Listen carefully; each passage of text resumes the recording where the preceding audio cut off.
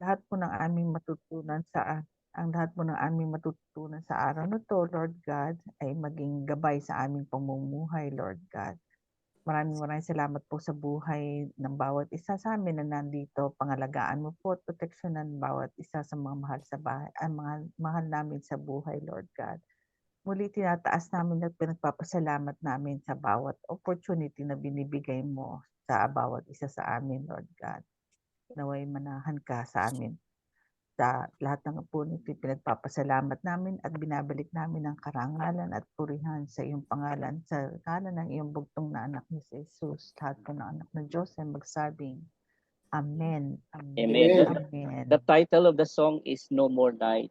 So Oo, I parang ano believe, yan, yung sa Revelation 'di ba 'no, no more yeah, tears, no more ano, yes. sarap Oh, siguro. this is what we are aspiring for Mm, each believer, and I believe we have to be very excited about it because some mm. of the impressions of the people these days is that they seem to be liking the idea na Lord, i-delay mo muna kasi hindi pa tapos yung mga ko, Lord, di ba? Hindi pa ako ready. I mean, marami pa akong dapat na gawin here on earth. So, I think Hindi it pa ako all nakakita ng snow. it all falls on the willingness of the will of God as to when He is going to come. But we Amen. we should not refrain from giving a date because the Lord didn't reveal such. Only the Father in heaven is going Amen. to declare that, and it will be seen by Mm, multitudes. So it should be a bang when eh, He comes. yes. So the promise narrative there in the storytelling is good in narrating. Ha? I like the way it was narrated. Dahan-dahan lang yung kanta, no? And then Mm. it is understood so clearly. So that's what I appreciate about the singing in the previous times, Olden times, yes. all the olden times, na may message talaga siya. Like, Correct. so any thoughts that you wanted to share? Many thoughts. Pastor, yung unang-unang lyrics kasi, sinabi niya, heaven and earth will pass away. Mm, Ito sinabi niya kasi, it's not a dream. mm, Kumbaga, it's not a fantasy na kung mm, ano man yung isusunod yung mga words. Kung kunyari, for example, hindi mo kabisado yung Bible. Sinabi na niya doon na it's not a dream na parang gusto ko ng ganito, gusto ko ng ganito na alam mo imposibleng mangyari. mm, Pero kaya nga sinabi niya sa umpisa pa lang ng lyrics na it's not a dream, it is a reality. It's already been prophesied, mm, di ba? Na ito yung although parang kung sa tingin ng tao parang imposible that there is a heaven, that there will be no tears, we will have mansions, lahat ng sinabi niya all that before that, it's a reality, Mm. di ba? It will happen, it will come to pass kasi yun ang sinabi Correct. ng ating Panginoon, yun ang sinabi ng Diyos. Kaya yun ang nakikita kong ano niya. Kaya sinabi niya kaagad yun sa umpisa kaya kumbaga ang ganda ng pasok na yun, it's not a dream, whatever it is, it's not a dream. Hindi ito parang hearsay lang, hindi ito parang uh, kwentong kutsero or something na maganda sa paningin pero parang hindi mangyayari. Hindi, mm. maganda sa paningin pero talagang sinabi at mangyayari. Yun po sa akin. So that is one thing also while reflecting our experiences in the past, especially in capturing souls for Christ na how come na parang ang nangyayari, parang one time lang yung capture ng soul, hindi na bumabalik. Siguro hindi natin nabigyan ng impact na message. Itong message na to very impactful. Kaya nga, Mhm. di ba, in one of the messages that I shared is that we really have to test the relevance of our task, whether it is really the relevant thing. Kasi kapag hindi na-capture yung something na kaluluwa, for example, hindi talaga bumaon yung salita ng Diyos. I mean, actually, ang method ng mga politicians these days ay inflicting fear in their hearts para ang nangyayari ay sa pagkatakot mapuwersa silang magkaroon ng loyalty. And I believe so in the Lord, kailangan ang ma-establish hindi yung takot lang because of of things, but holy fear. And Oo. I think it's about time for us to be very realistic in sharing. Kasi parang ang nangyayari, we capture souls or we invited souls pero very loose ang ating type in them. Siguro pwede nang pasadahan ng hell eh. Actually sa YouTube, no? Sa YouTube Correct. may boses doon talaga na material na kung saan you can use iparinig mo yung yung suffering ng mga tao na nasa hell. Gusto mong Oo. pumunta diyan, 'di ba? So in a way, no, magising sila sa katotohanan kasi some of these people really do not realize parang they seem to be only coming to the Lord because of their need, and after realizing that their need has already been answered, wala na, balik na lang sila uli sa dati. Correct. So that's one thing that needs to be reviewed, and I am glad that it was confirmed by Brother Evie, especially yung pinaka-impact ng song na from the very start pa lang may message na. Mayroon ng very catchy na siya sa ating attention. Okay? So much of that I believe, and unless mayroon pa kayong violent reaction, Your Honor, tayo Ako kasi ay yes. opo. Hindi, okay lang. Kasi yung song na yun, we are reminded again of the promise, di ba? Mm. Lahat ng promises niya sa Revelation, it will all come to pass. Praise God. So today is November 5 na pala, saka November 6 sa Philippines. So again, we are so glad for the collaboration of Meron kaming bagong bagyo, yehey, Marce. si ano na siya? Si Marce. 85 kilometers, signal number Sa 1. Pilipinas, kinukumpleto yung alphabet talaga. O Correct. signal Hindi number kami 1. papayag na walang bagyo. The signal number 1 na siya. Ang alam ko, signal number 4, sa ano siya, sa norte. Norte siya, Oh, Pastor. malakas. Hindi Cristina 100. Leon Marce. 100, ano na yan? 100. Marce ang ano. 100 kilometers per hour mahigit. Wow, galing talaga ni Peps. Hindi ko naisip yung picture na yan. Type of leadership. So I am now handing over the baton to our resource person tayo ngayon ha. Resource Oo nga. person. Ano na po ako, nag-take ng oath na ako. Okay. Ano ba yan? Related pa rin sa hearing. Sa resource person natin today, sa kanyang preparation. Yes, Your Honor. Okay po. Okay po, ito yung yung nabinbin type of leadership. Okay, since nag-aaral tayo sa Bible. Sa New Testament, there are 4 dictatorial, preferential, spiritual, and liberal. Dinagdag Ganda ko yung liberal kasi nandun sa nandun sa Apo. oh. Kasi actually sa New Testament is ano lang yon, yung tatlo lang. Pero liberal, we have to include. Dictatorial is a leadership also known as authoritarian or autocratic. Yun pala yung other name nun. It's a leadership style where the leader has complete power and authority and make all decisions without input from others. Nasulat to sa 3 John chapter 1 verses 9 to 10.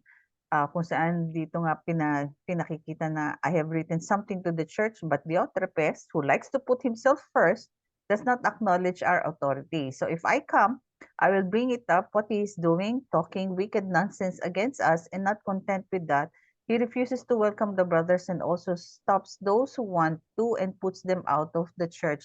Ito yung dictatorial, which also during the time of President Marcos, as they say, they call him dictator because this style of a leader, siya lang yung may complete power and he can make all the decisions na hindi nangangailangan ng input sa ibang tao without the advisor. Next slide, Pastor. Let me butt in, Your Honor. It was Yes, further revealed by historians that during the framing of the rules of engagement in terms of dictatorial form of government, which is he implemented martial law, it was not Yes. him only who conceived the martial law. I mean, it was convened by the leaders of his cabinet, and him being the constitutionally mandated person to declare martial law, that's why the burden is only Lies with him. being given unto him. Oo. But during the conception of the dictatorial form of government, which he declared martial law, it was not him who framed Oo. the guidelines.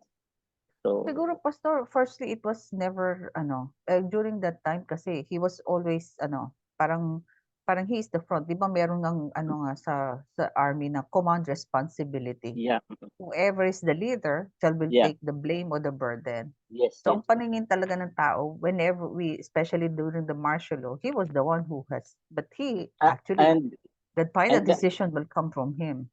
and that's the risk actually for a leader to Correct. face. Now Yes. I was I mean corrected at some point because one of the shows I saw a show that he was actually a teacher, and of course a teacher is a leader also inside the classroom. Mm. What the student was actually doing is that he rebelled against his teacher, but the Mm. rebellion was actually thrown as a way of expression doon sa kanyang kaklase. So ang Mm. ginawa niya to exercise his authority, pinalabas niya yung estudyante, yung Okay. lalaki, kasi nakapanakit na siya doon sa kapwa estudyante niya. Ininsulto niya. I've seen this video, Pastor. Yeah, okay. I like Yes, that. I've I seen. like the Correct. I illustration. like that also. The Oo. demonstration or The it's a demonstration. demonstration. Yes. Kasi di ba sige sabihin mo nga yung bag. Di ba tinapon yung Oo. bag? Oo. Correct, correct. Tapos sabi niya, that bag doesn't have a feeling. Sabi niya, I Yes. don't have a feeling also even if you insulted me. Di ba? Yung pangalawang yung Correct. Oo. pangalawang estudyante, hindi siya pinalabas. Pero Mm-mm. inano niya, ginaid niya how to correct his action. Kaya sabi niya, Correct. hindi daw siya affected doon sa anumang ibinato sa kanya. And Mm-mm. that requires a lot of patience to a leader really to qualify such a kind of position na hindi siya hindi po pwedeng ibigay na yung kanyang ipakita na yung personal niya na galit because Yes. he is exercising that kind of Correct. leadership. Mm-mm. Oh, wow. Ang haba ng dictatorial. Ito yung kasalanan sa dictatorial. Number 2 na Oo tayo. nga. Ito naman preferential na report na rin to sa 1 Corinthians 1:11. For it has been reported to me by close people that there is quarreling among you brothers. What I mean is that each of you says, I follow Paul, I follow Apollos, I follow Cephas. Is Christ divided? Was Paul crucified? Or were you baptized in the name of Paul? Preferential leadership is a leadership selection method that can result in lower ratings for the leader and a tendency to recommend replacing them.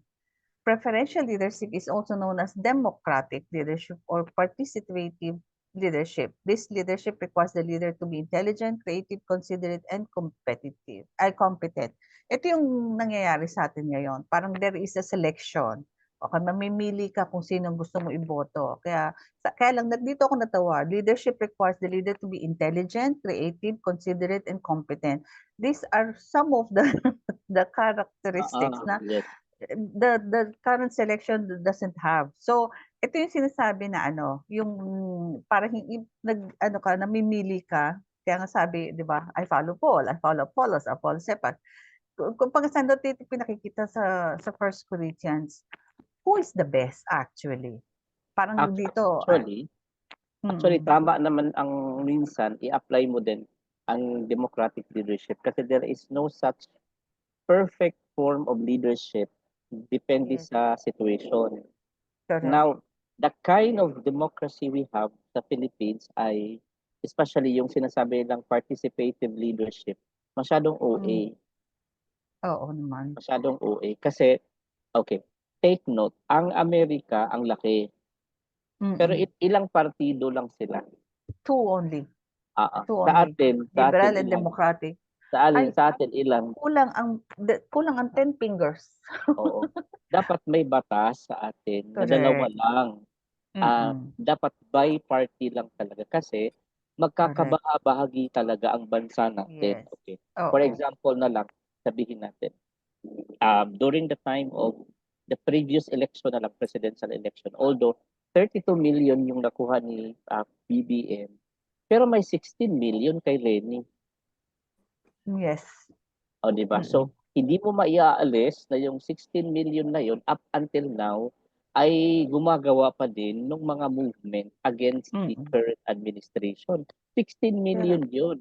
At maraming Oo. artista doon, di ba? So, what I am saying is that dapat yung makukuha dapat na boto ng presidente ay dapat 50% plus 1. Kung ilan Exactly. yung kung ilan yung registered voters, dapat at least 50% doon plus 1 nakuha mo to have a majority vote para makita natin na ito talaga yung boses ng masa. May bumoto din, may bumoto din kay Lacson. May Oo, bumoto may din bumoto rin kay kay, Correct. sino ba yung si Isko. Pacquiao ba? Pacquiao, opo. Si Pacquiao, din, Mm. tumakbo, may bumoto din. So, ibig sabihin ay hati-hati talaga ang Hati-hati. hati-hati talaga. Correct. So hindi siya healthy na participation, although it is a participation, but pagdating naman sa election, wag naman parang merkado ang style. Dapat may Talaga market, public market. may limitation kasi leadership yan inanaro Correct. talaga in terms of intelligence, ito yung sinasabing creativity, being considerate, saka competence. Hindi po pwedeng basta na lang tumakbo. Correct. Sana naman, kaya nga natuwa ako, may mga nag-withdraw ng candidacy. Maybe because they heard the advice, the council na hindi ka qualified. Anyway, let's proceed now. Next one is spiritual. Sinabi sa Philippians 1:1, from Paul and Timothy, slaves of Christ Jesus, to all the saints in Christ Jesus who are in Philippi with the overseers and deacons. Spiritual leadership is formed as a truly spiritual leaders. They are distinctively recognized, apostolically approved, and in their leadership, they conform to spiritual order. Spiritual leadership can be also coined as theocracy, parang theology. Diba? Yeah, Where Theo the from priests, where the priests rule in the name of God or a god. The Commonwealth of Israel from the time of Moses until the election of Saul as a king. Yun ang sample na during that time, since Moses belongs to the Levites, it is being ruled spiritually. Yan yung if we can say that, di ba, Pastor, sa Rome, the Pope is being considered as their spiritual leader. Kung kay Buloy, di ba? Yan yung mga yun yung mga recognized nila within that what do you call this? Within that community, spiritual leaders. And let me butt in. I was asked 2 weeks ago by a young people na nasanay sila doon sa kind of organizational structure that is based on the world. And I answered him in the way where we are about to present this one. I said, we have to define the leadership in the church so different from the patterns of the world. Because we have been learning. Ang nangyari sa atin dati-rati, yung leadership structure ng JCM ay na-influence ng world, na-influence ng political, pang-politika. So ang leadership style natin is theocracy. So in theocracy, i-adapt natin yung Acts chapter 1 verse 8, yung sinasabing you will receive power and you will become my witnesses in Judea, in Samaria, in Jerusalem, in all Judea and Samaria and to the ends of the earth. So based on Acts chapter 1 verse 8, may doon, may dinidesignate po tayong lugar na we call Jerusalem. May dinidesignate po tayong lugar na in all Samaria. Actually po, in all Samaria, ang symbol niyan, in all of UAE. In all of UAE. And then in Judea, in all of MENA region. So nandito tayo And all the rest of the world or worldwide, that includes the countries of the world. So yesterday, I was praying to God. Sabi ko, Lord, we have been praying for the church to grow. We have been praying for nationalities to come onto the church. So I know, Lord God, that you are going to grant this. And Lord, let them come, because when we are going to see you allowing the church to grow, you are going to bring people who are faithful. And we have to be ready to welcome them. You know, there is really a miracle going on in the churches, in our church right now, because the Lord is bringing nationalities. When we started to adopt the message that the church needs to be built, and then the church needs to be fortified, it was like a declaration really that nationalities will come to become part in the fortification of the church. So we have to be ready with that. In fact, I am excited this coming Saturday for another nationality that is going to come. So uh, the Lord is bringing, and I will show you in some of the preachings in my visitation to Ajman. I will share that form of leadership based on theocracy, where really Jesus is the head, and we are just Yes. there in the single line. I mean, those pastoring every area, single line. There is no such thing as I am higher than him. You are high, you are lower than me. No. In the area where we are designated, we are on the same line. So I really love that revelation from the Lord, and we are learning from that kind of experience in the past, and the Lord is fine tuning our leadership structure. You will see it. You will see it later. Okay. Ay, bakit pula? Tama naman, Pastor. Ba- Liberal. bakit pula? Di ba yellow yan? Okay na yun, Pastor. Liberal leadership is where it is believed that people should have a lot of freedom in deciding how to behave and think.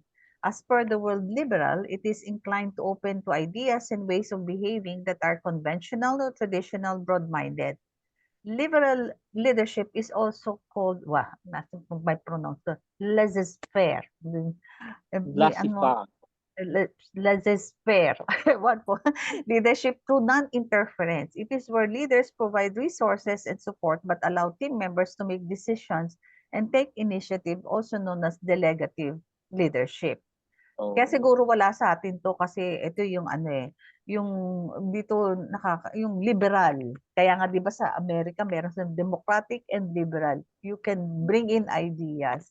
Kumbaga sa ano, yung you are asking the delegation, you delegate the ano, the leadership. Talagang instead of you, parang siguro ano din, pastor, kaya lang may danger dito sa liberal Kasi 'di ba, may freedom ka on how to behave and think, which is somewhat a danger. There should be still what you call this, a standard or construction of leadership. Dito parang you are allowing them free hand to do whatever. Okay, I have added this one. I think we saw this already, right? Na-mention yung democratic, autocratic, laissez-faire, transformational, Yung spiritual is actually servant, di ba, Pastor? servant. Mayroon daw pong tinatawag na transformational leadership. Siguro i-explore natin yan. Transactional leadership at saka bureaucratic. Bureaucratic. Ang bureaucratic leadership, ito yung by the book. Ito yung applicable sa Supreme Court, sa police, sa mga sa mga bureau BIR, di ba? Sa mga kasi bureaucratic sila. So i-explore din natin 'yan later on. I like it, no? I like it. And then meron pa daw other forms. Ito, coach style leadership, charismatic leadership, at saka strategic. Anyway, it's just like another icing in the form of leadership. Pero according to the commentaries that I have read, sabi niya, there is no perfect leadership. Leadership, yes. Only we have to know when are we going to use the form of leadership. Mamili na lang tayo doon depende sa application. Thank you po, and Shall we proceed with number 2? Yes po. Okay. Oy, Oo. galing naman ni Peps. Talaga naman. O, Ano ba saglit yan? na mag-narrative ka muna. Anong nabasa mo? Saan po? Sa Ophir? The Oh, mystery of Ophir. Where is the biblical land of gold? Alam mo, Pastor, meron na akong answer dito eh. Di ba? Okay. Mamaya na, Pastor. Ganda naman Mamaya ng na. picture. Oo, mamaya na. The land of, mystery of Sino Ophir. to? Sino to, Sister Fe? Si Solomon? Solomon. Solomon yan. Saan mo nakukuha yan, Peps, yung mga picture na yan? Internet ate. Sa internet po. Sa Ah, internet. ganon. Okay. Yun ang kailangan ko matutunan pag Yes. ng picture. Ophir is a Hebrew word meaning gold or fruitful region. Okay? Sabi nga, assignment number 1 ka daw, scriptural basis mentioning the land of Ophir. What Ophir is famous of, at least a brief description. Where does Ophir located? Is it true or just a hoax that Philippines is said to be the land identified as Ophir? O, di ba? Sagutin natin. May mga Number question 1. May mga question Ito pala tayong ganon. Yan yung binigay mong assignment, Pastor. Scriptural basis mentioning the land of Ophir. Just Kalimot kidding. na, oy. Just O, kidding. Genesis 10:29, sabi niya, ito yung word na, yun daw yung umpisa. Ophir, Havilah, and Jobab, all these were sons of Joktan. The territory in which they lived extended from Mesha in the direction of Sephar. Pag sinabing Mesha, eastern, and then direction of Sephar, western region of parang Middle East. Yan, eastern at saka western, to the hill country of the east. The land of Ophir was most likely first settled by the descendants of a man named Ophir, the son of Joktan. Sa 1 Chronicle 1:23, inulit-uli si Ophir, si Havilah, and Jobab, all these were sons of Joktan. Next slide, Pastor. We remember na, di ba yung Havilah, kasama ito sa mga, di ba yung 4 na rivers na nag-split. Tapos, Garden of Eden. Oo, Garden of Eden. Tapos yung Yes. Havilah na yan, very rich din sa gold. Yes. Correct. Okay. Naalala ko din po na part of the may teleserye ang GMA, yung Encantadia. Meron silang sinabi yes, na yes. Havilah. Saan Oo. kaya kinuha yung no? Sino kayang writer no? Okay.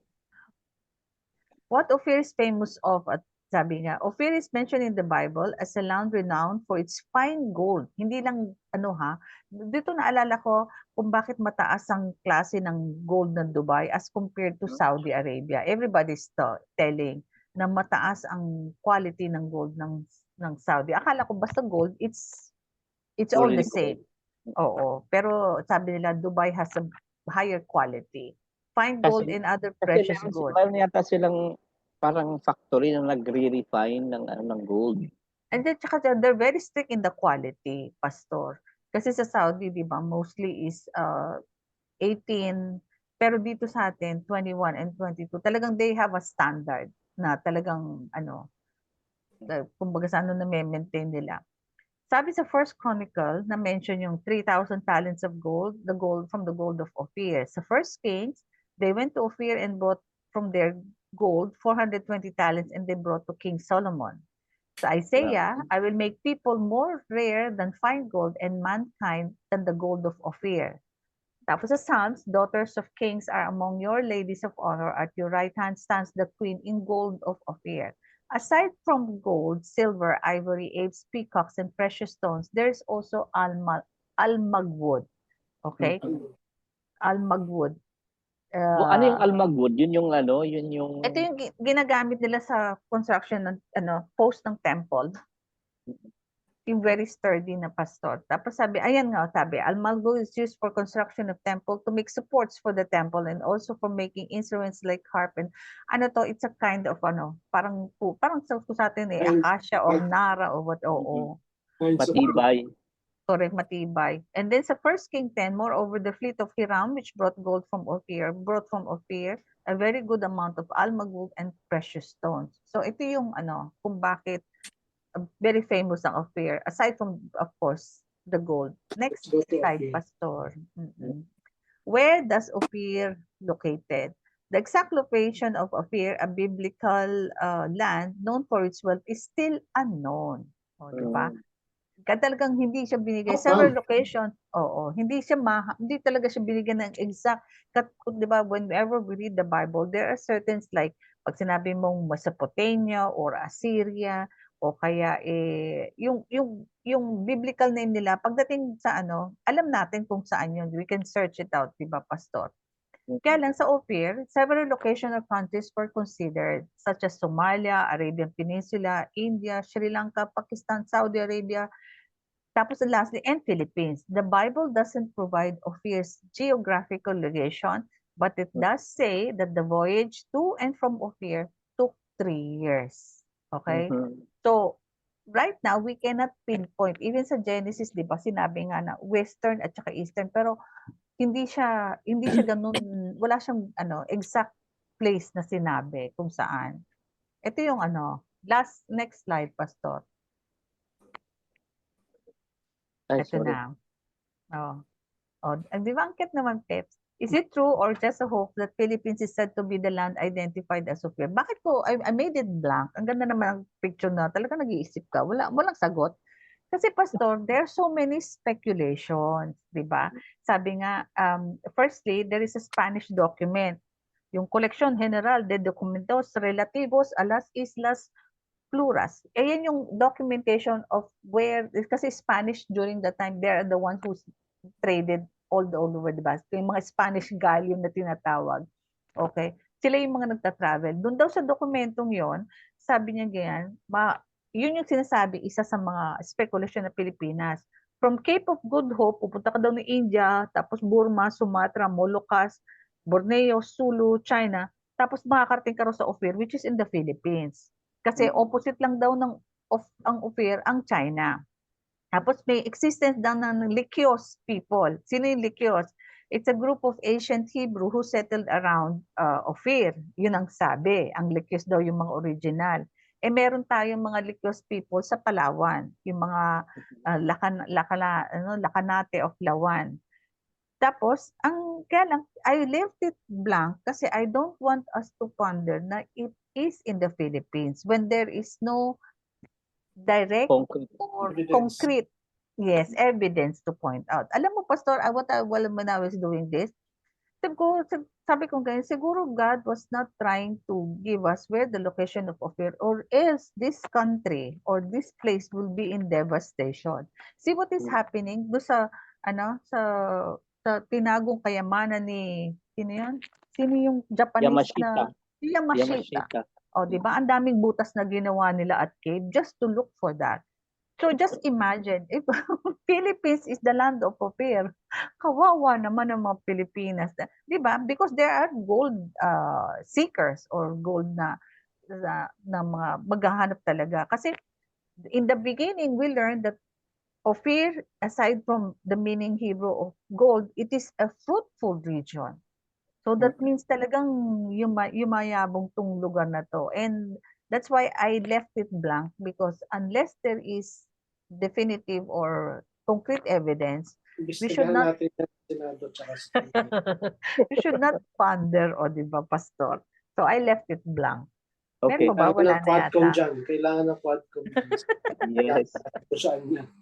So we will end muna sa ating assignment in this section because we have to jump to the lesson proper, and we'd like to welcome Sister Cholet on board.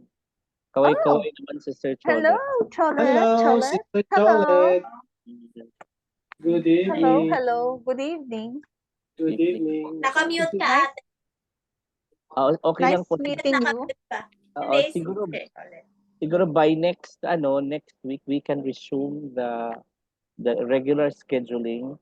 So I leave it to siguro Sister Fe na mag-i-schedule nung natin weekly task para tayo organize tayo. So supposedly we're going to discuss the third assignment, but nadaanan naman to natin before, but let's just go to the lesson proper because yung kinanta natin kanina, just for recap, ang title po noon ay hindi pa natin kinanta, pinakinggan. Ang title po ay Night and No More Night. Hindi natin kaya. No more nights. No More Night. So it's a futuristic state of ours na tayo po ay yun po ang ating future state in the new heavens at the new earth. Sister Badet, kailan ang bakasyon nyo? Sa 15 yata. Pastor? Sa 16 Ha? po. 16 Malapit na. Okay. So this time around, so napagdaanan na po natin, just for the sake of review, kay Sister Cholet po ay pinag-aaralan natin ngayon yung mga hari ng Israel. Yes. Mm. And ang Israel kasi ay nahati siya, nagkaroon ng Southern Kingdom at saka Northern Kingdom. Pinangalanan pa rin nila ang Northern Kingdom na Israel, ang Southern Kingdom ay Judah. So tapos na tayo ng Judah actually, natagalan nga tayo sa Judah. So si Sister Jo na lang ang magkukwento sa iyo ng mga hari ng Judah. But anyway, we have Di ba What- tayo para kay Sister? oo, mayroon naman Private naman session. tayo, Yun na nakaalis eh. No? pwede naman mag-divide dito sa Zoom na mayroon naman siya mayroong dito. Previous naman di ba, Pastor? There were Anyway, previous tests sa at saka mayroon namang may YouTube pwede natin i-share, no? correct. So natatandaan natin na yung unang hari ay si Jeroboam, 22 years siya naghari, and ang sin po niya ay idolatry, followed by Nadab. Ganun din, idolatry din. Si Baasha, 24 years, and then idolatry, and then hindi lang sa pelikula si Sir Cholet, nauso ang assassination. Even in the biblical times, mayroon na. Si Yes. Ela, no? Correct. Si Baasha, pinatay niya ang sinundan niya. O ang sumunod sa sino ba sinundan niya? Ayan. Next si Ela, idolatry din ng kasalanan, 2 years lang. And then followed by Zimri na 7 days lang siyang nag-reign, naghari. Sobrang maiksi lang. Followed by Omri, and then Ahab, ng asawa ay si Jezebel, at siya po ay pinarusahan dahil sa kanyang kasalanan. Siya yung nag-introduce talaga in a heightened manner Yes. yung Baal worship na Baal supposedly worship. i-introduce ni Sister Adjo by next meeting. And then, ang kanyang major na kasalanan ay mapangasawa si Jezebel. Then, sumunod ang kanyang anak na si Ahaziah. So dito ay nasobrahan din ang kanyang pagsunod sa pagsamba sa Diyos-Diyosan with Ahab. So today we are going to tackle about Jehoram. Siya po yung kapatid ni Ahaziah, kasi si Ahaziah 2 years lang siyang naghari dahil wala siyang anak, nahulog siya. Nahulog siya. So Talagla. King Jehoram, si King Jehoram, ang kanyang pangalan ay Joram din. Okay. Si Sister Cholet, ano ba ang iyong palayaw? Cholet. Pero ang tunay na pangalan? Choleta. Yun diba? pala. Nilaglag lang isang letra. Parang no? Ang layo, Parang ang layo. Oo, parang hindi connect. Hindi connected, Sige nga, Kala ko isa-isa tayo. chocolate. Sige nga, isa-isa tayo. Mula tayo kay Sister Badet, no? Yung tunay na pangalan, tapos yung palayaw. Bernadette po. Badet. Bernadette Badet. Burn na siya, burn na. Burn. Cholet, alam na natin, Choleta, Choleta. tapos Cholet. Ang cute no? Ang cute, okay. Okay, sunod, yung mag-asawa. Ay, ako, Pastor, ang tunay kong pangalan, Marie Fe. Marie and Fe. Ang palayaw ko yung kay Ate Pepot. Tsaka kay Lapit. Yun. Ikaw, sis. Yun, Victor. Di ba pansit? Pansit. Pansit. Yung bata pa Pansit yan. Pansit. Pansit. Okay, next. Si Josie. Ako pa hindi rin connect. Kasi Josephine, palayo tapos- ba o tukso? Kasi iba yung tukso sa palayo. Ay, oo Yun nga, na di ba? tinatawag sa'yo, di ba? May mga tukso pa walang pangalan, Hello, di ba? Pastor, ang tukso sa akin Okay. nung maliit ako, Negi, kasi maitim ako. Ah, Kaya yes, Negi Tukso, ako. tukso. Oo. Ah, Josephine, yun. tapos Si, Josie. si Baby Victoria, Pokla. Alam mo, Pokla yun. Naku, mapapanood to ni Sister Baby. Magbe-birthday Pokla. pa natin yun. Pokla pala yun. Po, Oh, Yeah. So, okay. Baka magulat ka, Sister Cholet. My name is Simplicio. Palaya. Simple. Ang layo naman. Ang layo yata. Junior eh. Junior. Oo. Junior ako, Ah. Your Honor. Kaya Ayun, pumasok ang Junior. Junior. Kaya Junior. Maganda pala yung pangalan ni Pastor. Ayun. Adan pa yan, Simplicio Adan. pala. Adan. Okay. So, balikan Simplicio natin, Adan.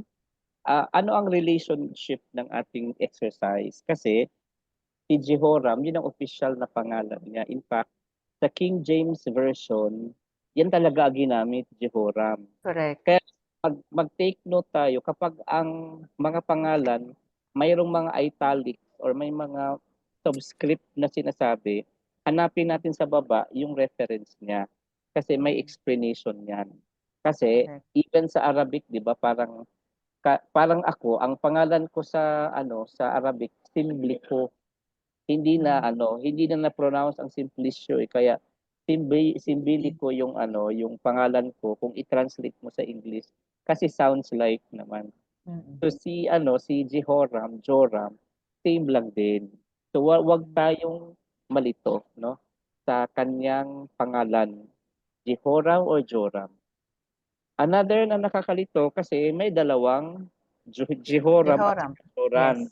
Yes. Dalawa, no? So, umpisahan natin kay Sister Cholit. Sister Cholit ang pababasahin natin ngayon lagi, no? Para makahabol. Ito, babasahin ko, Pastor. Yes po, malakas, Your Honor. Yung pong exhibit A.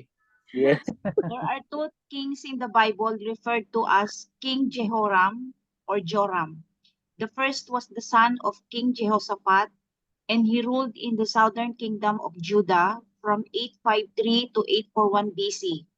The other king, Jehoram, was the son of wicked King Ahab, and he ruled the northern kingdom of Israel from 852 to 841 BC. The name Joram is a shortened form of Jehoram. Complicating matters is the fact that both Jehorams were brothers-in-law to each other. Okay. Yun pala yung alam Imaginin mo, natin. yung pala Bayaw yun. Bayaw pala si Bayaw. Magbayaw pala. Magbayaw pala tong dalawa, no? So Correct. wag tayong ma-confuse. Now, i-refresh lang natin yung memory natin. Kapag nagbabasa tayo ng taon ng BC, paatras yun na. Oo. Paatras. Paabante. Correct. Opo. At si Sister Cholet. Ang AD pa-advance, okay? So dito yung isang Jehoram sa Joram, king ng ng Juda, anak ni Jehoshaphat. Ang isang Yes, Jehoram, anak ni Ahab, Correct. sa Northern Kingdom sa Israel. At Yes. silang dalawa ay Bayaw. bayaw. Bakit kaya? O nandito yung sagot, Sister Cholet. They were brothers-in-law since the king of Judah married Athaliah, sister of the king of Israel. Sino yung king of Israel? Jehoram din, di ba? Jehoram din. Yung Oo. din, yung sa Judah, Jehoram din. Yung king ng Judah na in love kay Athaliah. Maganda siguro si Athaliah, na in love. Oo, na Southern Kingdom siya, tapos naligaw siya sa taga Northern Sa Kingdom. Northern. Correct. Anong to? Parang South Korea saka North Korea. LDR. Oo. LDR. Pero hindi napigilan, Correct. Pero itong marriage na to kasi parang political, Yes. political marriage. Correct. Kaya, siguro napilitan din si Jehoram from Judah. Pero later on, there was a prophecy against them because of the union. Kaya na-influensyahan din na ang Judah. So they are in-laws, both brothers. Okay?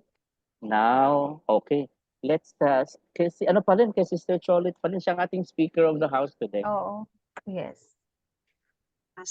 In 2 Kings 3, chapter 3, verse 1, now Jehoram, the son of Ahab, began to reign over Israel in Samaria the 18th year of Jehoshaphat, king of Judah, and reigned 12 years. In second, Okay. same, Same lang Joram, din siya. Joram, son of Ahab, became king of Israel in Samaria in the 18th year of Jehoshaphat, king of Judah, and he reigned 12 years. Same Okay, lang. nagkaroon lang tayo ng tinatawag na comparison of the information. The first one is from the King James Version. Ang second one is King New James. International. NIV. Yung ikalawa po, New International. Kasi minsan mahirap basahin kasi ang King James Version. King May James, mga ano siya, correct. may mga art daw ang sinasabi, mahirap. Yes. So dito tayo sa medyo madaling English. Sinusuportahan yung ating argument kanina na ang Joram na And ginamit Jehoram. sa New International Version Ay galing sa ay Are the same. shortened Pareho. ng Jehoram. Yes. So, isang tao lang sila, Pastor. Isang tao lang sila. Correct. So yun ang ating palatandaan. Okay. Now ano yung commentary nila sa ano nangyari sa kanila? Okay, Sister Cholet pa din. Bigyan natin ng chance. In Baka 2 hindi na Kings, kumating next week yan, Pastor. chapter 2, verses 2 to 3 in King James Version. And he wrought evil in the sight of the Lord, but not like his father and like his mother. For he put away the image of Baal that his father had made. Nevertheless, he cleaved unto the sins of Jeroboam, the son of Diba? Nebat, which made Israel to sin. He departed not therefrom. Okay, the same On lang din second- ang information sa Second King, yung sa NIV. Dito ay ang unang hari kasi ng Southern Kingdom, sa divided kingdom, si Jeroboam, at ang kasalanan niya ay gumawa siya ng golden calf. So, although during the time of Jehoram, tinanggal na yung image ng Baal worship, yet he still remained to be like in a parang half-half yung kanyang puso as to whether he is going to completely, parang pang-political lang. Siguro some party is saying na, itigil nyo yan. No, ang ilang party ay hindi, iiwanan mo yan. Correct. For political reason. So mahirap din talagang i-balance na kung titingnan natin in our time sa kondisyon ng Pilipinas. Siguro kung nung namatay si former President Marcos, we are not political here. Take note. Kung ipinalibing si President Marcos during the time of Fidel V. Ramos, you would expect a rally in EDSA. If ipinalibing si President Marcos during the time of Gloria or ni Erap, or mas lalo kay Aquino, hindi talaga mangyayari yun, di ba? Hindi Exactly. Hindi talaga nakaka-move on pa yung mga tao. So there are many things na kailangan i-consider talaga. Pero pagdating sa spiritual aspect, dapat straight to the point ka dito. Correct. Ang bagay na iyong bina-violate ay yung theocratic leadership. Correct. So, medyo si Jeroboam yun yung problema niya. At yun po yung i-analyze natin sa kanyang buhay. Kasi sinabi dito, he did evil in the eyes of the Lord. Yun po yung bagay na i-analyze natin sa kanyang buhay. Let's begin with Sister Jo. The other Jehoram, or Joram, son of Ahab, took the throne of Israel in the 2nd year of his brother-in-law's reign in Judah, and he was just as corrupt. Oh, okay. Nung nagpe-prepare ako ng lesson na ito, ano yung nag-i-echo sa akin, yung corrupt practices ng mga hari ng Israel, or even yung mga corruption doon sa temple. If you remember, yung mga anak ni Eli, corrupt din, di ba? Yes. And source talaga sila nung kasalanan sa loob ng templo. So, and then, ngayon din, sa gobyerno natin, baging sa simbahan, may corruption din. Anong nangyayari? anong nangyayari. So, yan. So, pag-uusapan natin ang mga bagay na ito this point in time. Let's go to Sister Badet. What is corruption? We define corruption as the abuse of entrusted power for private gain. Corruption erodes trust, weakens democracy, hampers economic development, and further Exacerbates. exacerbates inequality, poverty, social division, and the environmental crisis. Exposing corruption and holding the corrupt to account can only happen if we understand the way corruption works and the systems that enable it. Okay. In the definition of corruption, para tayong naging tayo naging Senado ngayon, ano nangyari sa atin? Ito yung leading sa atin dito, na pag-usapan natin yung bagay na corruption. Who would Talagang have, bumabalik tayo, Pastor. sabi natin, sabi siguro ni Sir Cholet, ano ba itong Bible study na ito? Pinag-uusapan yung gobyerno. Pinag-uusapan natin kasi nga, tayo bilang isang simbahan ay even Yes. from beforehand, hindi naman naghiwalay kasi ang Correct. simbahan at saka ang gobyerno. Magkasama yan. So, Oo. It's only in Going- writing. yes, Diba? going back to the definition of corruption, gaano siya katotoo in the form of government we have in the Philippines? Yung unang Oh, yes. definition, Oh, yes. gaano siya katotoo? Sample, Pastor? Oo, yes. Okay. Di ba? Alam niyo yung flood control, di ba? During the State of the Nation, BBM has said that we have around how many billions for the flood control. And when the typhoon came, ano ngayon yung other words niya, there are some flood control na hindi nag-work because there was some fault. And now the third statement is that she's going to investigate what happened to those flood control. So you can see that right from the very start, there was really corruption because it was never investigated right from the very start whether that project was really worthy para to control that flood. Kasi kung kailan tayo nagkaroon ng flood control system, doon tayo lalong binaha. Kami pala, hindi pala kayo kasama. Kami lang. Di binaha din kami noong February 12, March 12, April 16, and then May 3. Alam na May alam. 3. Ang Binaha. Alam na alam ko yun kasi ko yun, dinlagay ko sa tala-arawan yung mga pangyayaring ito. Okay, kayo si Sir Cholit sa Philippines, saan kayo banda sa atin? San Mateo, Rizal. Are you Binaha saying kami mataas na lugar? Hindi, binaha kami nung first time na nangyari sa San Mateo, binaha kami naundoy kami. Undoy, oo. Okay. Pero mataas ang San Mateo, di ba? Bundok yun eh. Hindi na ngayon. Bahain na ngayon ng Talaga? San Mateo. Di Are kagaya you- dati. Kasi nakakalbo na yung bundok.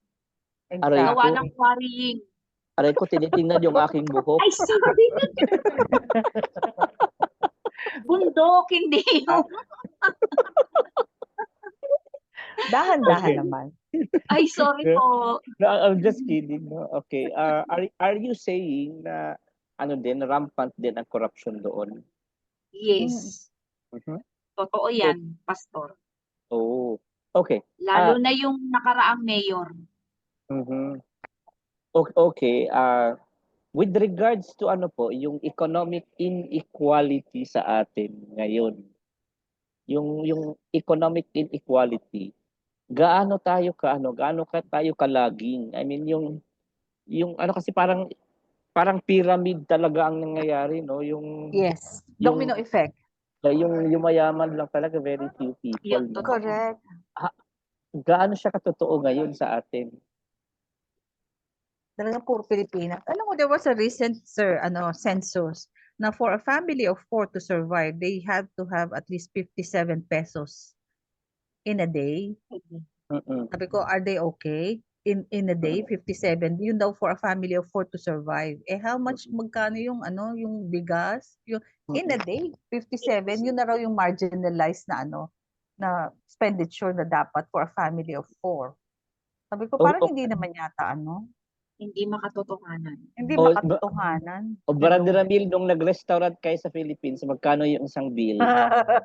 Huwag kayong tanungin mo, si Brother Ivy kang tanungin mo. Si Brother. Di ba, nag-vacation sila the last time? Yeah. At sino? With, Hindi po, with nauna. family. Huli po si sila Ivy at saka si Pepot. Magkano na ngayon, Brother Ivy? Isang bill, kada meal. Pastor, ano pa naman, actually, kung mag-Jollibee ka, Mm-mm. may 100 plus pa naman. Ano. Kaya lang, Pwede ikaw ka, lang. no? Ikaw lang mag-isa. Kaya yung sinasabi nilang 57 ngayon, It's not kasi may karinderya sa likod ng ng bahay eh. So ang ulam normally ang ulam, ang isang konting ulam is 30. Sa amin kasi Yung- 60 na ang ulam dito. Hindi, Hindi. baka depende kasi sa may karinderyang medyo upgrade eh. Medyo Hindi, mas yung 57 na yun, kada kain yun or what? Kada everyday araw, yata. isang Kada araw kain. ng apat na Isang tao. araw. Paano Apat naman na hindi tao. lumabas yun para mag-check talaga eh. Parang inisip lang, lumabas lang sa Kasi bibig. correct. Yan naman problema sa census, pastor, kasi they will choose only a number of people, like for Ang example the sibuyas sa survey. piso, dalawang maliit eh. Correct. Ano ka ba? Luya lang. Buti pa yung luya may presyo. At saka yung yung gaano ba ka-reliable yung sinurvey?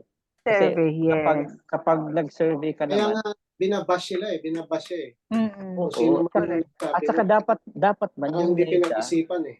yung NEDA, when they publish that, they should have analyzed in the very first place kung ano yung Siguro yung 57 per head. per head sigurong pwede na kada meal na kung ikaw ang magluluto siguro pwede. Actually, kung ikaw rin magluluto, baka hindi rin kumaya. Hindi rin kasya si Sir Kung Pedro. bigyan ka ng ingredients, baka hindi kumaya.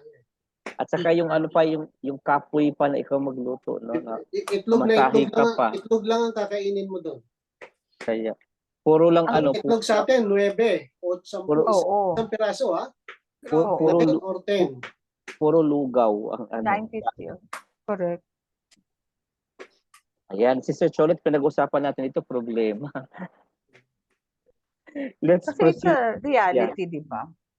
Let's proceed na to the next. I think this is for Brother Ramil, the basic information about corruption. Ang source po natin is from Transparency Organization. So I like it. Okay. Brother Ramil, where are you? He's Corruption there. can take many forms and can include behaviors like public servants demanding or taking Money. Naghang. Oo, naghang. Nawala yung sound. Nawala yung sound. Okay. contracts Sponsor. to their sponsors, friends, and families. Corporations bribing officials to get lucrative deals. True ba ito? Totoo ba to? Yes. You witnessed this one? Pastor, just look at how our government is. It's a family government. It's either Marcoses or Romualdez or Aronetas or kumbaga sa yun yung sinasabi na contracts to their sponsors, friends, and families. Aside from the contract, they were given strategic positions, Pastor. Saglit lang, nag-umpisa tayo sa sa during the time of Jehoram na corrupt, tapos nakarating sa Philippines. So parang most likely ang offer talaga is si Philippines. Talaga nasa Philippines. Nakarating doon yung nakarating yung pati itong idea ng pagiging corrupt nakarating. Kaya lang nabaliktad yung spelling. O-F-F-E-R na offer. Hindi okay yung na yun ha. Okay yung Hindi na offer. Okay. Kay Brother Evic tayo. Okay, the basics. Corruptions can happen anywhere. In business, government, and courts, the media, and in 100%. civil society, as well as across all sectors from health and education to infrastructures and sports. Oh, okay. Ako ano ko Ah, lang, yes. ako pastor, maisingit ko lang, 'di ba nagkaroon kami ng ayuda dito because of the bagyo na Christine. Okay? Mhm. We were given 3,000. Okay. During that time, ang deklarasyon na aming mayor, it is from the Tingog Party List, which is Mhm. also under Romualdez, the Speaker Romualdez. And while we were doing all the formalities, we were given a separate sheet of DSWD. That means the Mhm. money is coming from DSWD. Pero Oo. 'di ba? Mhm. Kumbaga sa ano, galing sa DSWD and yet dun sa ano sa kanilang speech, pinakilala niya lahat yung mga Tingog Party List which Zamora's I think sister is part and they are under the head of ano Romualdez. So sabi ko ganyan, talagang makikita mo na if it is coming from DSWD, then let it be DSWD. Pero kapag Tingog and then yung mga ano, you are putting Tingog Party List in front of the people because of the forthcoming election, di ba? Pero that money is coming from DSWD and I don't know why their DSWD is allowing even yung mga goods na ayuda. The boxes are mentioned DSWD but when you reach the provinces, they were given separate parcels na with the name of the local government or whoever is there. 'Di ba? Napapalitan na yung pangalan, hindi na DSWD kundi yung pangalan na ng mga politiko na nando sa ano. And that's why I'm not lifting up BP Sara, pero whenever she goes there, there is no mention of names. Only Bangon Pilipinas. Other than that, there's no name. Yung iba may picture pa talaga eh. Meron pang ano under may nagbigay na bigas, kalahating kilo, isang lata ng sardinas, isang bote ng tubig. Tapos yung isa ng politiko nabigay ng 500 doon sa matanda knowing na baha. 'Di ba? Yung politiko na napicture na nakabangka eh namimigay ng 500 sa mga ano, sa mga ang baha eh nasa dibdib.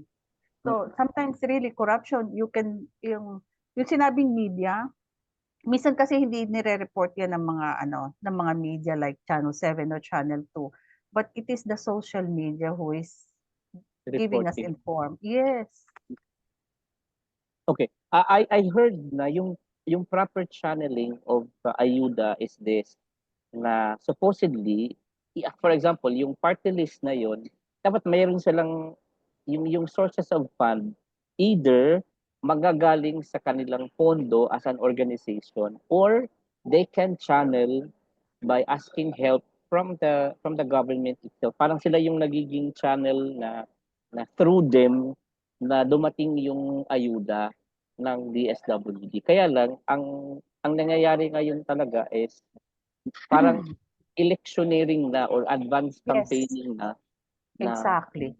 na yung nagpapabango na talaga sila ng kanilang mga pangalan this time. Pero ang Correct. proper channeling was they are going to give the help or ayuda galing sa funding nila or they can be like It's course a too. channel Yes. of blessing na galing mag-coordinate lang sila sa DSWD na ito yung ito Mm-mm. yung areas na kailangan ng tulong para mapapabilis Mm-mm. yung tulong. And I think even the Office of the Vice President is also channeling nitong mga request na ito. Kaya lang, I think there was this issue na lumabas na marami nga Yes. daw na channel sa kanilang mga problema, hindi na aksyonan agad. Correct. So, there must be something na dapat na gawin sa Oh, there should be a proper way, the pastor, para hindi ano yung ano. yes. Kay Sister Fe na tayo. Number 3, corruption can involve anyone, politicians, government officials, public servants, business people, or members of the public. Nandyan din tayo. Okay. Oo, doon tayo Balik sa tayo members of the public. Okay, balik tayo kay Sister Cholet. Number 4, corruption happens in the shadows, often with the help of professional enablers such as bankers, lawyers, accountants, and real estate agents. Opaque financial systems and anonymous shell companies that allow corruption schemes to flourish, the corrupt to launder and hide their illicit wealth. Okay. Mm. Dito po natatandaan natin na for example na lang, yung sa Swiss banking, Yes, ang, yes. di ba po, ang alam Cayman Islands natin, also. Yes, okay, Pastor. Cayman Islands, Correct. yung mga lugar na kung saan ay parang unidentified Illegal. yung Yes, mga pangalan nila, mga billionaires yung nandoon na correct. nag-offshore account. So, Yes. mga method po palang ginagawa to this day nang sa ganon ay actually sa Switzerland, I think ito yung backbone ng economy nila na doon Exactly. doon Yes. nag-deposit yung mga billionaires. Oo. So may mga ganitong shielding na ginagawa na ang Oo. point of origin na country naghihirap and then nandoon sa offshore ang kanilang mga bank account. So ito'y pinoprotektahan din ng mga schemings. Yes. Just to tell you a bit, yung ano nga, 'di ba, I disclose unto you na ano kami, na hack yung aming system at yung isang kliyente ko ay nakapagbayad doon sa account na personal. Kasi pinalitan nila yung bank account number na. So, even this time around, marami nang naglipana na ganitong schemes, especially yung advancement of technology. Are you going to say something about this? Meron bang gusto mag-comment? Please Ako do. yung ano lang, Pastor, yung illicit wealth lang. Hindi naman Mhm. pero it is well known, di ba? One fine day, while I was still in UAE, the GCC, which comprises Saudi, Bahrain, US, immediately kicked out Qatar, di ba? Sa GCC. Why? Because Qatar is harboring mga as you said, mga terrorists, and these terrorists has so much money. And they're harboring sa Qatar, di ba? Doon sila. Kaya yung Qatar, it's a such small country, pero like Switzerland, the backbone of their economy is money coming from this terrorist group. And that is what happens na kung bakit sila natanggal bigla. One fine day, binigyan sila within 72 hours, tapos biglang bumbano within 24 hours, alis kayo dito sa UAE. Yun na naging ng GCC kasi they're having this problem. Okay. So, yun pala yung nangyayari sa ating kapaligiran in a greater venue. Meron talagang corruption na nangyayari, no? And Yes. Oo. kahit siguro saan, and even here nga po may mga maraming under the table na nangyayari na naalala ko dati nung nasa contracting company pa kami. Yung i-award yung subcontract agreement or subcontract, sasabihin nung na bigyan mo ako, may lagay, no? May lagay talaga doon sa project manager. So ang tendency, ang gagawin ng supplier, ibababa talaga niya yung quality ng product. So tapos lalagyan din yung consultant para ma-approve yung specification na kanilang pinag-certify ko kasi may lagay din. And then in the end, magkakaroon lang pala ng rectification work na mas mahal pa doon sa gastos nila when they construct the project. So it contributed to the delays, you know. So kayo si Sir Cholet, gaano kayo ka-stricto sa quality control? Saan ba nagtatrabaho si Sister Cholet? Sa aluminum company, manufacturer kami. So Extrusion tsaka aluminum sheet. So gaano kayo ka-stricto doon? Sa Quality sa quality control.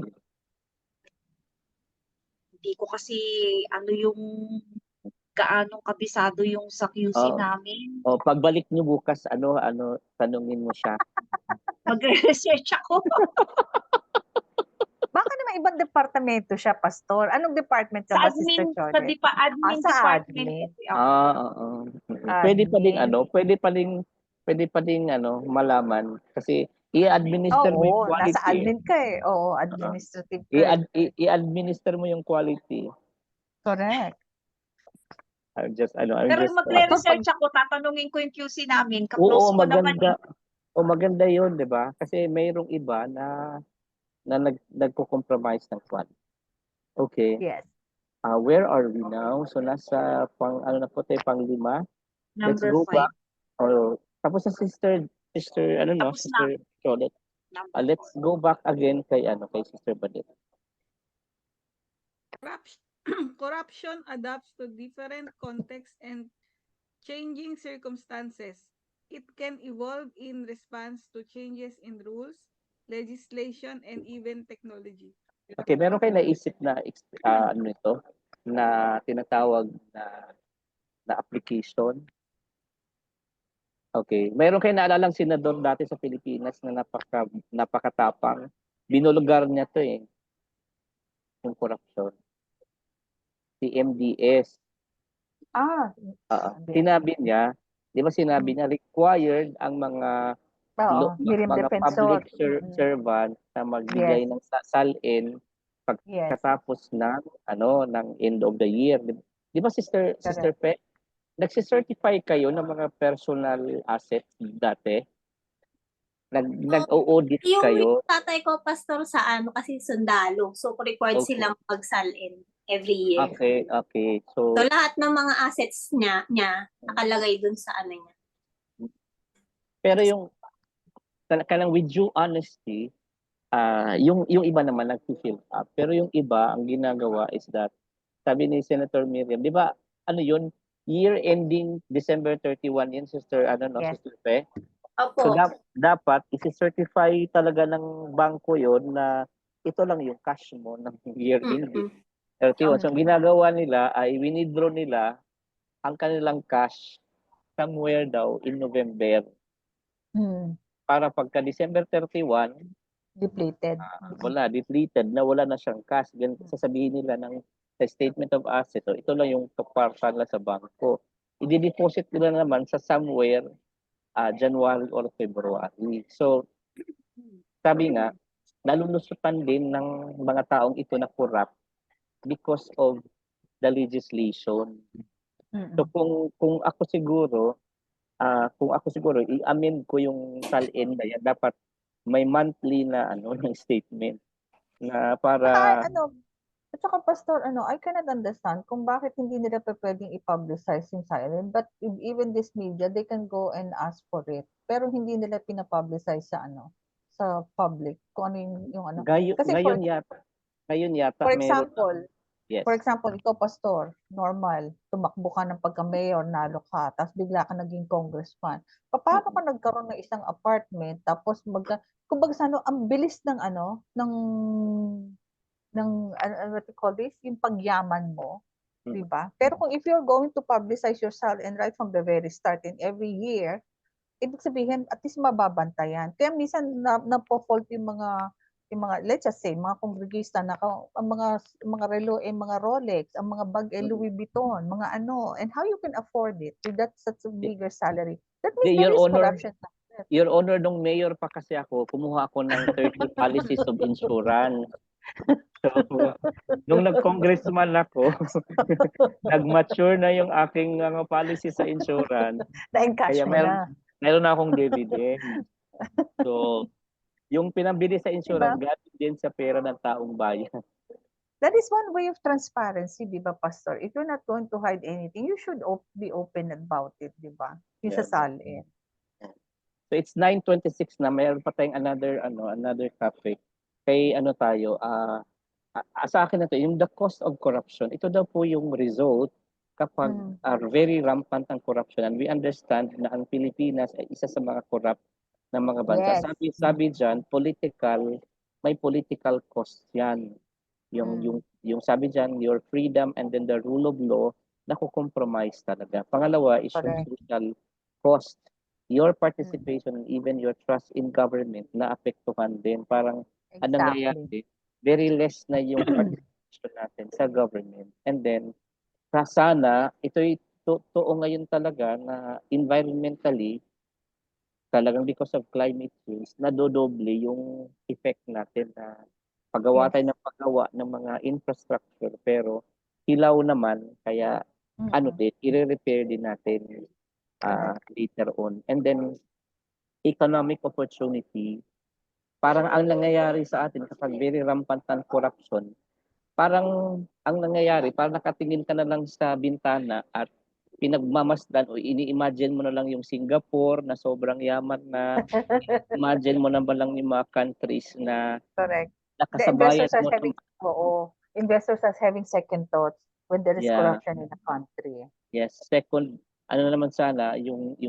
Korea na kasinsabayan mo naman sana na dati patatas lang yung kinakain nila pero tingnan mo naman ngayon. So parang this is our problem and I believe this is the scenario na dapat po ay ngayon pa lamang ay affected din tayo dapat in the way na magkaroon tayo ng desire to litigate if there is a need to and to influence those people na tumigil na sana sa pagiging corrupt. Kaya nga magparehistro na tayo ng ating mga pagboto this coming election nang sa ganun ay mailuklok natin yung tamang kandidato na Tama. Exactly. dapat ay nandoon sa ating pamahalaan. Okay, that's how we can. Now, okay. Ito po yung dapat nating gawin. And I like Brother Ramil to shed a light on what we are going to do. Corruption, we must embrace transparency. Transparency is all about knowing who, why, what, how, and how much. It means shedding light on formal and informal rules, plans, processes, and actions. Transparency helps us, the public, hold all power to account for the common good. Seeking and receiving information is a human right that can act as a safeguard against corruption and increase trust in decision makers and public institutions. However, transparency is not only about making information available, but ensuring it can be easily accessed, understood, and used by citizens. Ngayon po ay may batas na tayong freedom of information. And, Which is hindi pa napapasa, Pastor. Hindi pa rin talaga. So kulang pa Hindi din. pa. Kailangan pa din nating mag-appeal na in full measure na dapat ang kanilang implementation dito. Right now naman, if we are going to put into context the investigation of the Congress with regards to public accountability, kung in a real sense yun, hindi pang political assassination of a certain politician. Okay yun kasi that is transparency naman. Pero kung ang way kasi na ginagawa ay parang tinitira lang ang isang political figure, kung magkaganon, politically motivated siya. So in this manner ay lahat na talaga dapat i-account na, i-imbestigahan din yung sino ba yung gumagamit ng confidential funds. Ang isang opisina lang ba? Di ba marami naman ang gumagamit ng confidential funds. And another thing na siguro ay dapat nilang i-revise is yung sinasabi nilang circular nung 2015. Kasi ang circular nung 2015 that governs the audit patungkol sa confidential funds ay okay na yung hindi na kailangan pala ng resibo yun kasi confidential nga. So edi kung gusto nilang ng talagang accountability in the very first place, yung circular na yun, make it so formal na hindi lamang siya dapat na parang in a form of circular na batas, gawin na lang batas na when it comes to the confidential fund, may certain ruling na kailangan silang i-implement. Kasi yung siguro magkaroon nila ng assignment, pahingi nga nung circular nung 2015 na nag-govern noong confidential fund para makita natin yung transparency doon. At according to that office naman ay sinasubmit nila sa COA at ng Supreme Court yung justification nila. Kaya I think it is ongoing yung ano yung kung transparency ang pag-usapan, yung audit is ongoing at kung meron man talagang violation and then later on they will find it out. Ang COA pa mismo COA himself o itself makikita ang ano yan loopholes na yan. And even the Supreme Court makikita din ang loopholes din kung meron. So they will decide and they will reveal.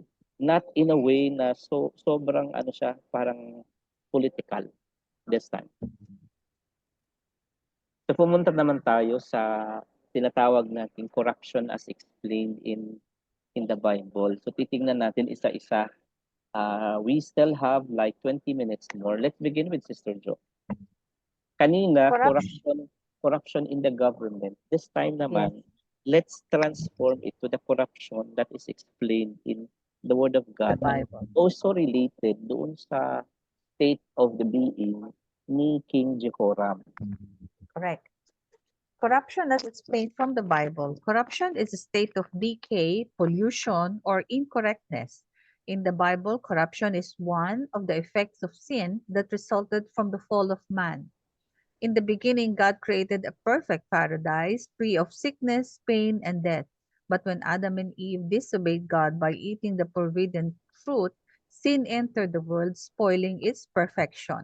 That sin also brought contamination and decay to Adam and Eve and to the human nature of every person born after that, as mentioned in Romans 5:12. Thus, corruption in the Bible is the state of moral contamination and spiritual decay expressed through disobedience towards God. Sabi nga sa Romans 5:12, death through Adam, life through Christ. Therefore, just as sin entered the world through one man, and death through sin, and in this way death came to all people because all sinned. So dito na natin naunawaan na yung corruption, it is a contamination, moral contamination that even affect the lives of those people around us. So walang exempted. So right now, perhaps we are blaming the people that governs us. This time around, pumunta tayo sa mga sarili natin and i-check natin ano ba yung mga bagay na medyo nagko-corrupt sa atin. So wag na nating i-pinpoint yung iba. Pumunta tayo agad sa mga sarili natin kasi I think little change if like in a collaborative manner. Yung una mag-umpisa muna sa atin and then it will influence others. Correct. Let's go to Sister Pe. What is corruption as is explained in the Bible? Number 1, corruption is closely related to spiritual death. Death is separation. A physical death is the separation of the soul from the body. Spiritual death is which is of greater significance, is the separation of soul from God. So dalawang effect, no, spiritual death. Meron talaga tayong hangganan to which many of our relatives went to cemeteries November 1 at saka November 2 to visit the grave. Meron ako napanood na isang pari, sabi niya, sampal na naman ito sa ating congregation, sabi niya. Kasi daw ay marami sa kanilang congregation ay nag-o-observe nga na magdala ng pagkain kasi baka ay magutom yung kaluluwa. Actually, I like that phrase na naging biblical ang kanyang explanation about death. Na nakasutana talaga siya pero kapag nag-explain siya talagang kino-correct din niya yung congregation nila. So maraming nagtutulig sa kanya pero iko-comment din niya maraming tumutulig sa Pastor, I think he was the same priest who was a guest at 700 Club. When sabi niya ganyan, sabi niya, I am sorry, sabi niya ganyan, I'm a Catholic priest, but I have to say whatever in the Bible is written about yung yung pagluhod-luhod sa mga idols. Oo. So there is something happening talaga sa Roman Catholic Church these days. Yes. So we are praying na mag-umpisa doon ang revival sa kanila kasi madami sila di ba? na hindi Correct. lang na magkaroon din sila ng kaligtasan, of course. So, dalawang separation ito, yung death na physical at saka spiritual. Ang malala, yung Spiritual. soul, which is a spiritual death. Now, sa time po ni Jehoram, dumaan po siya sa napakaraming experience na supposedly ay maniwala siya sa Diyos. In fact, yung pinadala nga ng isang Syrian army na sina Aman, I believe, na kung saan ay napagaling through leprosy sa pamamagitan ng paglublob doon sa Jordan River for 7 times Oo. ay Correct. it is a miracle na message Yes. para sa kanya na there is still a God who is at work here in Israel. Hindi pa rin siya naniniwala, no? Exactly. Hindi pa rin siya na-convinced about it. So, you know, maraming beses, maraming tao na parang ginagamit lang ang Diyos, especially at times when may paghihirap. In fact, si Yes. Jehoram, naranasan niya kasi ang panggigipit ng Moab. Kasi we remember 150 years naging alay ang Moab ng Israel through Egypt, through David. Pero during the time of his brother si Azariah, nag-rebel na ang Moab. Tapos at it continued even during the time of Jehoram. Instead of asking God for help, wala. Nakipag-alliance siya sa foreign king and ni Jehoshaphat. So ano ang nangyari ay there is this pressure. Maraming beses na dapat siyang magmaniwala sa Diyos. Yun ang isa doon yung kay Naaman, there was a miracle of healing. At ang nanampalataya pa yung foreigner, yung yung hindi pa purely na Israelite. So, parang kagaya lang din yan sa atin, di ba? Kung sino yung very zealous sa Panginoon ngayon, yung mga hindi Israelita. Sino yung mga mananampalataya ngayon? Yung mga hindi Israelite. Pero they are very zealous because they saw the real miracle of God. Let's go now again to Sister Cholet.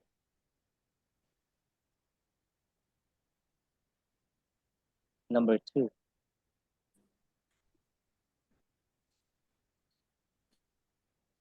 Sister Cholet, walang sound. What is corruption as explained in the Bible? Number 2, the Bible describes sinful humanity as corrupt. The fool says in his heart, there is no God, they are corrupt. Their deeds are vile. There is no one who does good. The Lord looks down from heaven on all mankind to see if there are any who understand, any who seek God. All have turned away, all have become corrupt. There is no one who does good, not even one. Like in Okay. Psalm 14, verses 1 to 3, Psalm 53,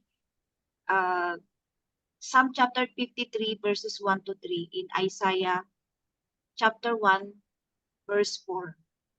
Okay. Kanino sinasabi ng isang hangal na walang Diyos? Saan niya sinasabi? Saan niya sinasabi? Sa inilalabas ba niya or nasa kaloob-looban? Saan niya sinabi na saan sinabi ng hangal na walang Diyos? Sa ini-express ba niya ito o sa kanyang kaloob-looban lamang? Kalooban lang, Pastor. Kaloob-looban lang, So, Yes.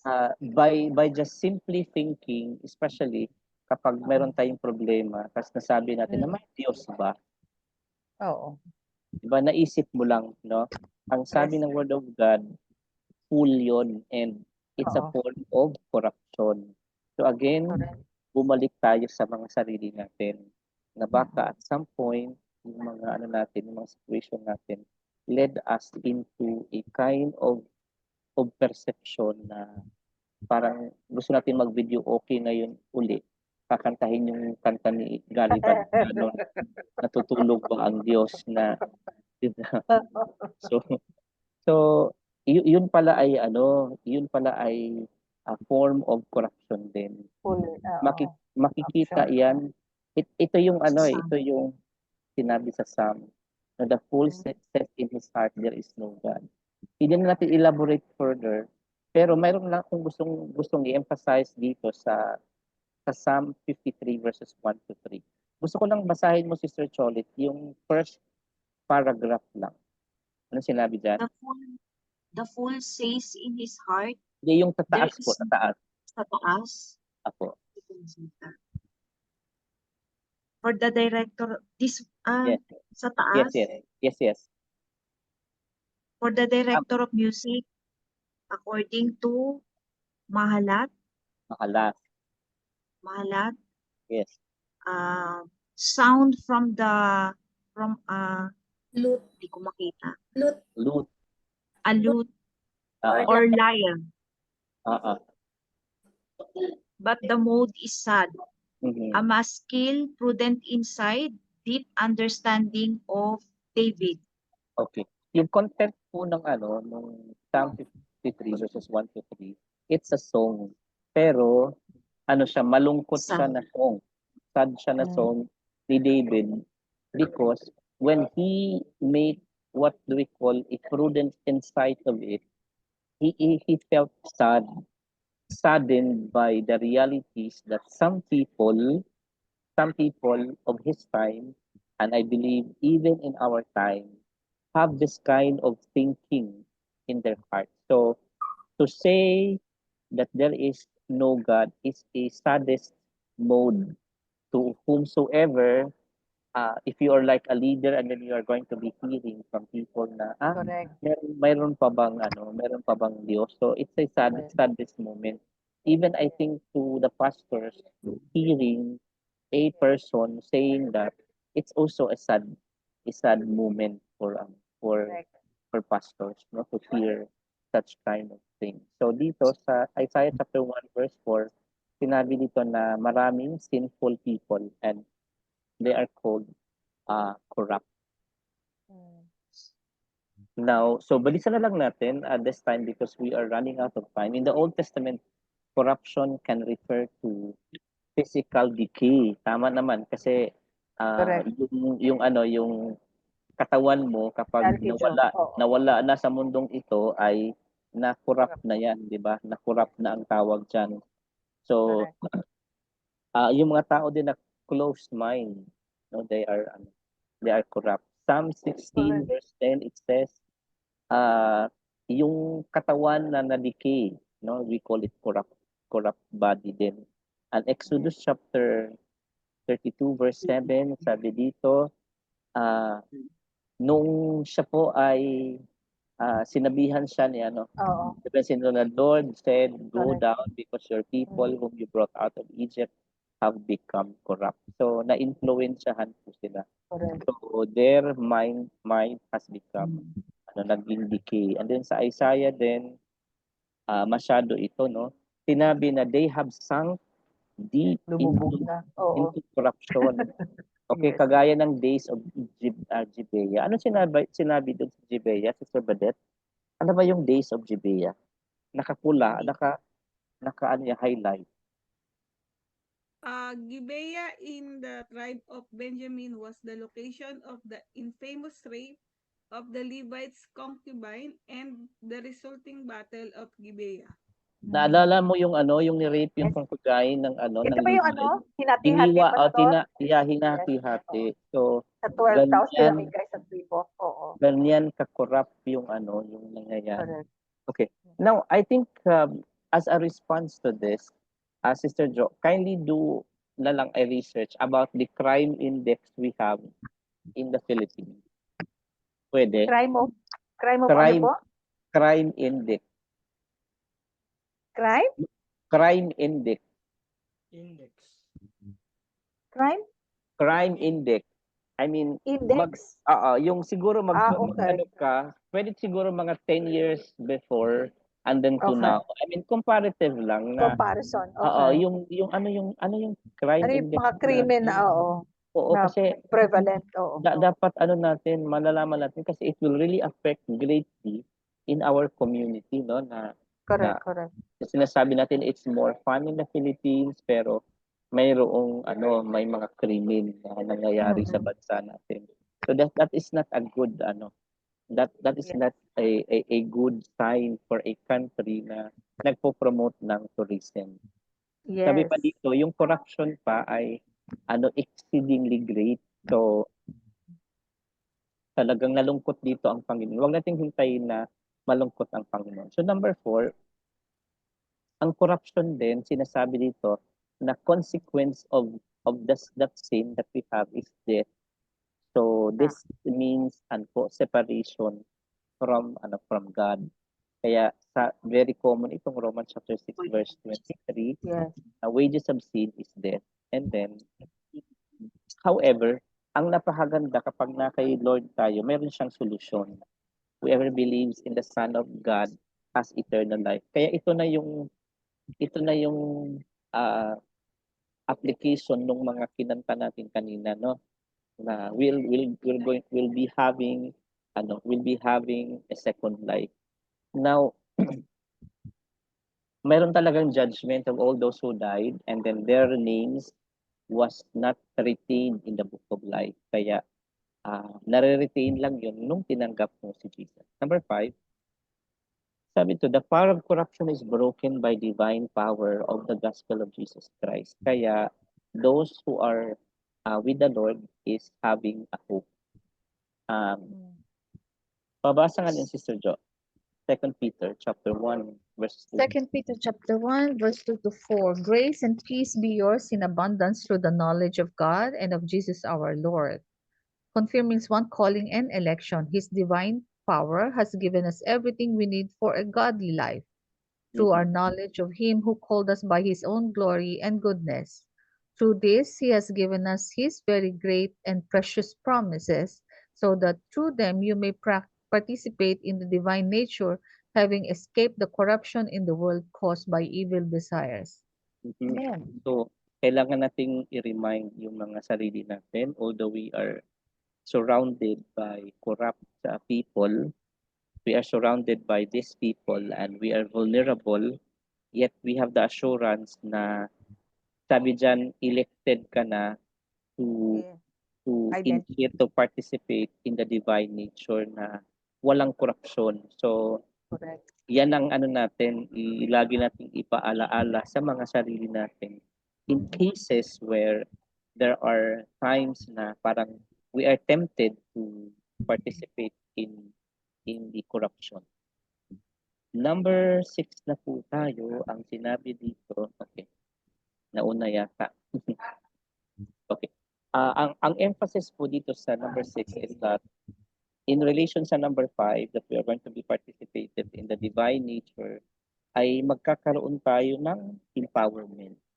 Yes. So that we will be empowered and sabi dito, reversing the curse of corruption and making us partakers of God's divine nature. And this is something good news for those who believe in the Lord.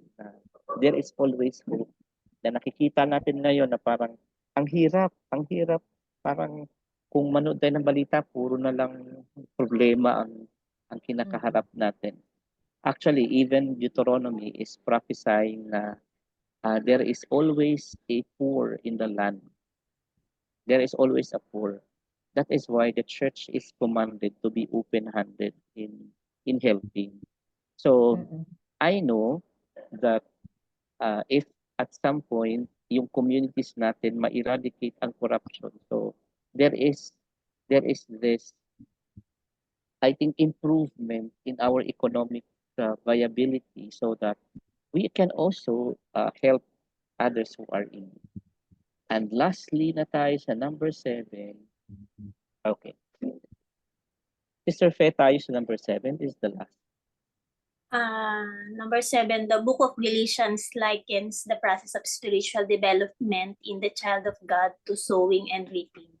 For the one who sows to his own flesh will from the flesh reap corruption, but the one who sows to the Spirit will from the Spirit reap eternal life. That is from Galatians 6:8. As the Holy Spirit and thus the effects of the corruption and decay, we reap the rewards of eternal life. Yan. Galatians 6:8. Sorry. Galatians 6:8. Nauna na-excite ako. Whoever sows to please their flesh from the flesh will reap destruction. Whoever sows to please the Spirit from the Spirit will reap eternal life. Amen. Amen. Yes. Kaya na may solution, may viable solution. That is why I am happy to be witnessing, a lot of key personalities right now turning their life unto Yeah. Jesus, and even a lot of celebrities who have this sphere of influence turning their life to Jesus. Talagang may hope yung bansa natin na maraming naging salt and light. And tayo naman na dito sa UEE and some in the Philippines ay kumbaga tuloy po nating gawin yung nararapat nating gawin. And lastly pala, okay, kay Brother Ramil ito, lastly. One glorious future day, the curse of corruption and decay will be lifted for all eternity. Mhm. For all creation is waiting eagerly for that future day when God will reveal who his children are. Against its will, all creation was subjected to God's curse. But with eager hope, the creation looks forward to the day when it will join God's children in glorious freedom from death and decay. Romans 8, Okay. 19 to 21. Revelation 22:3. Yes.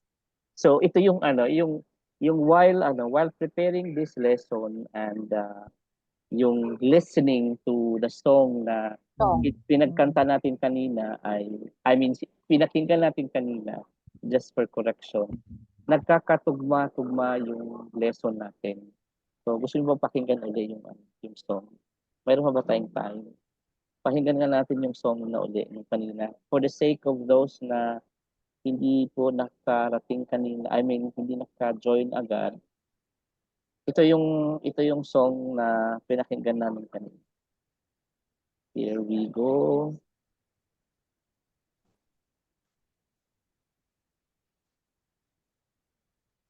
Sana tayo. Okay, so Sister Jo ang magko-close in prayer again. Siya yung nag-open, siya yung mag-close.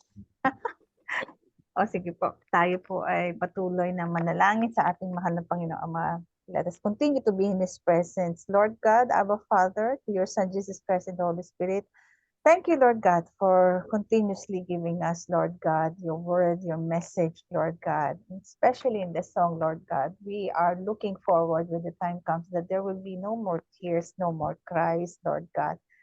As you have promised, Lord God. Maraming salamat po, Lord God, for all the promises that we hold on to, Lord God, in our hearts. And thank you for today. Thank you for the people, especially your children who are here, Lord God. Pangalagaan mo po ang kanilang mga pamilya, ang kanilang trabaho, Lord God. And thank you for the vessel that you've continuously used in our midst, Pastor June and his family, Lord God. We ask blessings upon blessings, Lord God, to be given to him, and peace and prosperity for everybody, Lord God. Maraming salamat po that we know that even ourselves, Lord God, are basically corrupt in every ways, Lord God. Let us look in our hearts, Lord God, for ourselves, Lord God, what corrupts us, and let us get rid of it through the Holy Spirit, Lord God. We pray, Lord, consistently, Lord God, guide us, Lord God, and guard our hearts, Lord God, that there is still any corruption in ourselves, Lord God, let it be coming out or let it be known to us, Lord God. We ask that you continuously protect each and every one at sa aming pong paghihiwalay, Lord God. Give us a good sleep and good rest and to be refreshed with your grace and mercy, new and fresh every morning, Lord God. We ask that you continuously guide also and protect, and also, Lord God, let your power and glory shine in our country, Lord God, and let our government, Lord God, be following your ways, Lord God, and not the world flesh, Lord God. Maraming salamat po ulit, Lord God, sa iyong patnubay, sa iyong pagmamahal. At lahat po ng ito binabalik namin sa pagbigay karangalan sa iyong pangalan. Lahat po ng anak ng Diyos ay magsabing, Amen, Amen, And Amen. tingnan Tingnan natin ang impression si Sister Cholet. It's her first time to join us in this platform ng ating Oh, are you coming back? pag-aaral. Ha? Tingnan natin ang impression, Sister Cholet. Ano ang kanyang pakiramdam? Ano ang kanyang experience today? Masaya, na excited. Kasi at may malalaman na naman akong bago. Pero may Tsaka isa assignment kayo, ha? May assignment. Binigyan mo kagad, Pastor. Alam mo, Pastor, have you Yes. ever remembered when did we start the Bible study with this, ano? Kasi nakikita ko sa Facebook ko, 2022? Diba, ang tagal na natin. Kailan pa? Ang tagal nag-aral para tayong nasa eskwelahan. Pero maganda, Pastor, kasi although we are interjecting na yung current situation, especially in the Philippines, especially like this corruption, we have to. It is our moral obligation to pray Yes. for our country, to pray for our people in the government. We cannot just sit around. Kaya nga sabi mo, di ba, when the voting comes, it is our moral obligation to vote wisely. Yeah. Kaya yun ang ating Pero marami akong natutunan. Kumbaga sa masarap dito, Sister Cholet, marami kang matututunan. Kaya ngayon gusto ko pang madagdagan yung matututunan ko na. Yes. Oo. Tapos, You increase your faith by knowing what is really, Yeah. Nai-ignite yung ating pagiging makabayan din dito, Exactly, Pastor.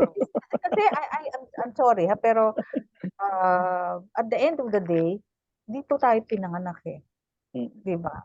You have to take care of Philippines. No matter where you are or you are as a citizens of the USA, at the end of the day, sabi nga sa Revelation, no, you've forgotten your first love. Diba? And our first love is Jesus Christ. And us being Filipinos, our first country is the Philippines. Or offer. Okay. Huwag na nating hanapin. Baka mamaya madagdagan ng butas sa Pangasinan. Kawawa naman yung tao. Okay. At dahil dyan, magpa-picture tayo dahil magbabakasyon sa 16. Wala na ba tayo sa Meron pang next Tuesday pa, Pastor. Meron pa of course. Dapat binibigyan ng assignment si Badet bago umalis. O kaya bigyan na ni Mr. Fe ng assignment. Correct. Sige po, Pastor. Siya yung exactly. Tuesday. Masaya may exam. I-announce agad anong scope. I-share ko pala saan tayo nag-end ng exam. Pastor, kasi mag-aasikaso kami. Okay. Magbalik na lang po. Magbalik na lang daw. Pero pwede ako dun sa yung ang tawag nun, ate? Yung Speak. magsa-search. Okay. Yung daw? Siya daw gagawa assignment. Yung crime. Index for the last Crime 10 years. index. Yun na lang. Sige, okay. Thank you, Badet. Pakitip na lang, ate. Interesado siya doon pang NBI na work yun eh. Correct. Praise God. Okay, so pa-picture na tayo. 1, 2, 3, smile. Teka lang. Naantok na si Ramil. Si Ivik, maghahatid po kami kay Sister Ana. Kaya si Ivik Oo nga pala. Oo, ngayon pala yun. yung uuwi siya ng Ghana. Ghana, kasama ni Pastor Martin. Ano yun? Yun. Babalik pa siya? Hindi ko po. Pag may opportunity daw po babalik. Parang siya yung, yung ang tawag amnesty, pero siya bumili ticket. Okay. May amnesty pa sa UAE, ha? Mayroon. Extended daw po hanggang 31, sabi 31 December. Yung natin. I like the way the Filipinos think. Nung nagkaroon ng first amnesty, meron niya susunod. Tapos nung nagkaroon second amnesty, meron pa yan. Kaya hindi sumusuko ang mga Pilipino. Hindi, meron naman talaga din kasi alam mo yung ano nga, isang kapatiran natin talagang gusto niyang mag-stay kasi nandito yung pamilya niya, eh. And then the only problem is that yung dating employment kasi niya ay pinangakuan lang siya, kinip pa yung passport. So nung kukuhanin na niya dahil ano nga, bibili na lang siya, ang mahal pala ng But sariling good visa. question. Yes, Your Basta Honor. question. Di ba nakalagay sa Matthews, whatever is the law of the land, we have to follow. Yeah. And if you know that you are illegal here Mm-mm. and you don't follow the law, Mm-mm. what that makes you, di ba? Violators in the very first place. Exactly. Kaya nga nag-comply siya. Siya nag-comply. Yung iba ayaw talaga. Oo, nag-comply. Yung iba naman actually parang alam din yata ng mga employer dito yung mga cases ng mga Pilipino, especially yung nagtatrabaho sa bahay. May mga ano po, may isang Filipino na we cater na sabi nung akala namin nung hinatid namin doon sa bahay nung supposedly employer ay bibisahan niya tapos sinabi pa niya after 1 month, actually paso na nga yung kanyang papel. Sabi niya, hindi magpatuloy ka lang sa pagtatrabaho kahit wala kang papel. Sinabihan siya nung employer. Basta papasweldohin naman kita, kaya lang hindi ka pwedeng lumabas. Baulo, Sa ano? sabi ni Kim Cho, pwede na daw lumabas. Yung mga pumapasok pwede na lumabas. Oo. Siguro sa susunod na BS natin, kung magkakaroon ng question and answer portion, let Sister Cholet see first how it goes, di ba, Pastor? Bak mami, yan eh, matroma. Akala ko si Ate Cholet muna magpapamultitude. Wag, baka matroma yan. Pabayaan mo muna na papasukin mo muna unti-unti. Yan, interested yan. Yes. Okay That is po. one good thing. Good morning, Tapos na, everybody. Tapos na po. Good morning, everybody. Already 2:15. Wala nang tulugan. Ate Jo, pa-text ako Ate Jo nung pag-aaralan. Ano? Yung assignment daw ate. Ako gagawa, tapos ipapasa ko na sa'yo. Oo, babasay ko na lang. Crime index. Sige po. Okay. Oh my God. Good Bless everybody. Bye-bye. Bye. Bye. Nice meeting you, Sister Cholet. Bye. Nice meeting you too, Sister Josie. Bye-bye. Bye-bye. Good morning. Good morning. Morning.